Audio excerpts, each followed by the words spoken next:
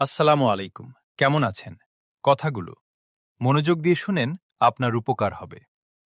জীবন খুব ছোট, কিন্তু আমরা অনেক সময় এটাকে অযথা চিন্তা আর দুশ্চিন্তায় ভরে ফেলি। প্রতিদিন সকালে নতুন একটা সুযোগ, নিজেকে বদলানোর, ভালো কিছু করার আর নিজের স্বপ্নের দিকে এক ধাপ এগিয়ে যাওয়ার।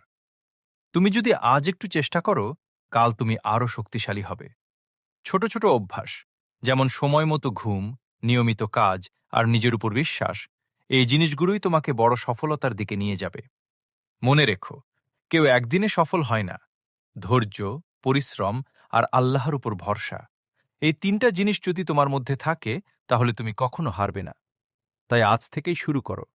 অজুহাত না খুঁজে কাজ শুরু করো, কারণ তোমার ভবিষ্যৎ তোমার নিজের হাতে। নিজের উপর বিশ্বাস রাখো, তুমিও পারবে। ভিডিওটা ভালো লাগলে চ্যানেলটা সাবস্ক্রাইব করে দিও। ওকে, আল্লাহ হাফেজ। দেখা হচ্ছে অন্য কোনো ভিডিওতে।